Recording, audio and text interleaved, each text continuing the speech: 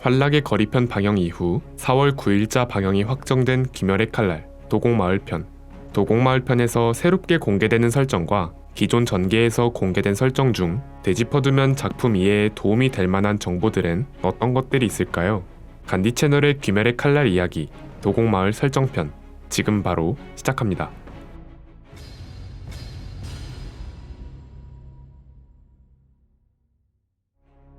우선 귀살대원들의 검인 일륜도와 그 일륜도를 제작하는 도곡마을들의 마을 겸 공방인 도곡마을에 대해 알아보겠습니다. 도곡마을은 도깨비에 대항할 수 있는 유일한 무기를 제작하는 장소인 만큼 도깨비들의 습격을 방지하기 위해 철저하게 숨겨져 있으며 일륜도 제작 기술의 전승과 기술자들의 신변 보호를 위해서인지 도공들은 모두 효토코 가면으로 맨 얼굴을 가리고 다닙니다. 마을에 방문하기 위해선 우부야시키의 허가와 더불어 까다로운 절차를 거쳐야 합니다. 일정 거리마다 교대식으로 구성된 안내원들에게 업혀가게 되고 보안을 위해 길과 안내역들을 주기적으로 바꾸며 방문자는 반드시 눈가리개와 귀마개를 착용해야 합니다.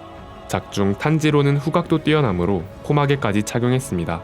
이 정도로 치밀하게 숨겨졌음에도 어떤 경위로 도곡마을의 위치에 대한 정보가 도깨비들에게 넘어갔는지는 불명이나 어쨌건 상현 5, 교코가 위치를 알아내 무잔에게 보고했고 이후 상현 4, 한탱구와 함께 도곡마을을 침략하면서 본격적인 도곡마을편의 전개가 펼쳐집니다.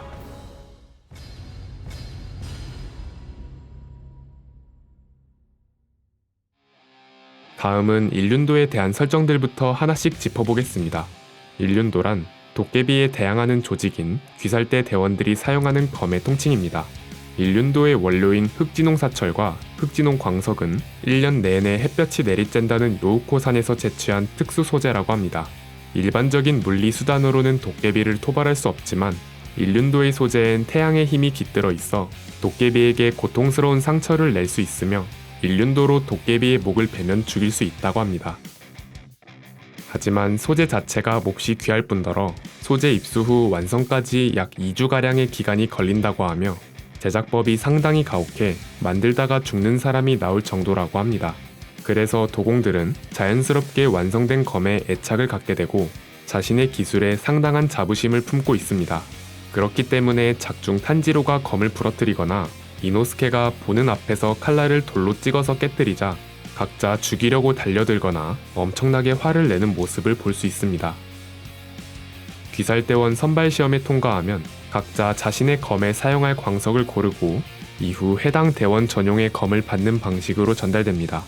사용자의 적성에 맞는 호흡 종류에 따라 날의 색이 변하기 때문에 색이 변하는 칼이라는 이명을 가지고 있습니다. 하지만 모든 사람이 전집중 호흡에 재능이 있는 건 아니므로 칼을 잡았을 때 색이 변하지 않았다면 대부분 귀살대를 그만두거나 서포트 대원으로 활동하게 됩니다. 사용자가 검을 쥐었을 때 자신에게 맞는 색으로 변했다면 이후에 다른 사람이 자신의 검을 쥐어도 색이 변하지 않습니다. 호흡별 일륜도 고유의 색은 다음과 같습니다. 화염의 호흡, 붉은색, 물의 호흡, 푸른색, 번개의 호흡, 노란색, 바위의 호흡, 회색, 바람의 호흡, 초록색, 안개의 호흡, 하얀색, 꽃의 호흡, 연분홍색, 사랑의 호흡, 분홍색, 뱀의 호흡, 청자색, 해의 호흡, 흑색, 벌레의 호흡, 연보라색, 짐승의 호흡, 청회색, 소리의 호흡, 노란색. 일반적으로는 전형적인 일본도의 형태를 지녔지만 주위 계급에 오르게 되면 도시 내 악귀 멸살이라는 문구가 새겨지며 각자의 전투 스타일에 특화된 형태의 검을 만들어줍니다. 충주 코초우 시노부의 경우 독을 주입하기 위한 바늘 형태의 검을 지녔고 연주 칸로지 미치리의 경우 통상 일륜도의 몇 배 이상의 길이와 채찍처럼 부드럽게 휘어지는 영검 형태이며 사주 이구로 오바나이는 날이 구불구불한 플랑베르주 형태를 지녀 장애물 사이를 유연하게 통과하는 식의 변칙 공격에 특화된 검을 사용하고 암주 히메지마 교메이는 아예 검이 아니라 도끼와 철퇴로 구성된 유성추를 사용합니다. 도곡마을 편에선 전국시대의 철은 질이 뛰어났다는 코테츠의 언급과 굉장한 철이라고 감탄하며 교코가 자신을 공격해 연마를 방해해도 그저 열중한 채 연마를 그만두지 못했던 하가네즈카의 모습을 통해 광석과 사철의 품질 차이에 따라 검의 완성도 차이도 있는 것으로 밝혀집니다.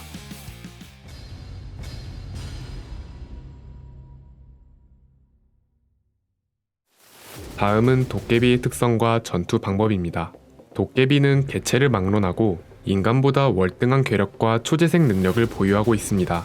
팔다리가 날아가도 순식간에 재생시키기 때문에 인간이라면 불가능한 매우 과격한 전투 방식을 취합니다. 이런 도깨비를 죽일 수 있는 방법으로 알려진 정보는 총 3가지입니다. 첫 번째, 햇빛.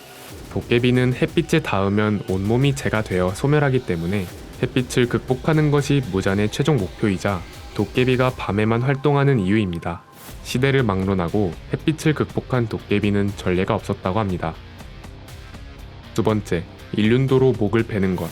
일륜도는 태양의 힘이 깃든 철과 광석으로 만들기 때문에 유일하게 도깨비를 해치울 수 있는 물리적 수단입니다. 하지만 오직 목을 베어야만 해치울 수 있기 때문에 대체로 도깨비들은 약점인 목을 보호하기 위해 다른 신체 부위와는 차원이 다른 강도를 보유하고 있습니다. 심지어 상현육, 다키규타로처럼 목을 동시에 떨어뜨려야 한다는 조건이 있는 개체도 있고, 상현사, 한탱구 본인의 약점은 목이 맞지만 자기 대신 전투해줄 분신을 만들고 숨어다니며, 이 분신들은 목이 약점이 아니라서 목을 베어도 쓰러지지 않는 특수한 예도 있습니다. 세 번째, 등꽃독을 투여하는 것. 충주 시노부가 도깨비와의 전투에서 적극 활용하며 텐겐의 아내 히나츠루가 등꽃독이 발라져 있는 쿠나이를 던지기도 했습니다. 이 독에 당한 도깨비는 신체가 녹아내리듯 붕괴합니다. 상현에게도 효과가 있지만 일정 시간 마비되는 수준에 그치고 즉석에서 빠르게 독을 분해하기 때문에 훨씬 많은 양의 독이 필요합니다. 마지막으로 본격적으로 밝혀진 반점에 대한 설정입니다. 토키토 무이치로와 칸로지 미츠리가 상현과 대적했을 때 각자 구름과 하트 모양의 반점을 발현했고, 이후 조합 회의에서 풀어나갑니다. 반점에 대해선 전승이 애매한 부분이 많지만 확실하게 명시된 부분은 반점이 생기는 자가 한 명 나타나면 공명하듯 주변 사람에게도 반점이 나타난다고 합니다.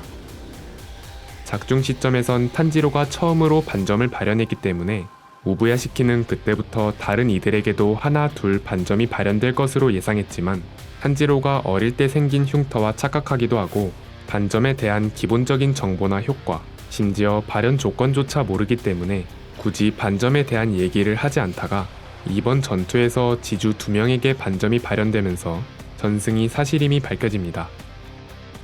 반점이 발현되면 신체 능력이 폭발적으로 상승하며 기술의 위력과 정밀도가 올라 전반적인 전투 능력이 대폭 향상된다는 그야말로 파격적인 효과를 갖고 있습니다.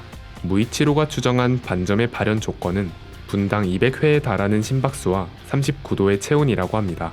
이 조건을 들은 시노부는 그건 생명에 지장이 가는 상태라고 했을 정도로 응급 상황에 달하는 상황이기 때문에 그런 악조건을 견딜 수 있느냐 없느냐가 발현 가능과 불가능을 가르는 척도이고, 이에 따른 반점의 부작용도 확실한 편입니다.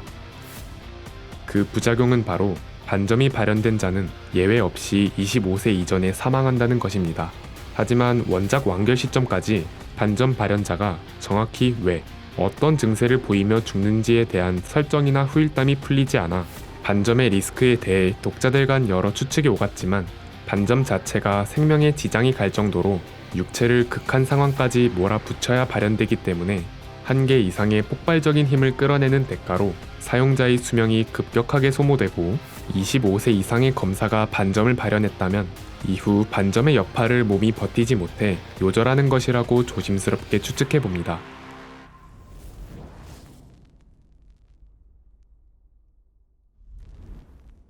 (4월 9일부터) 방영이 시작되는 귀멸의 칼날 도곡마을편. 도곡마을편부터는 새롭게 등장하는 설정들이 많은데요.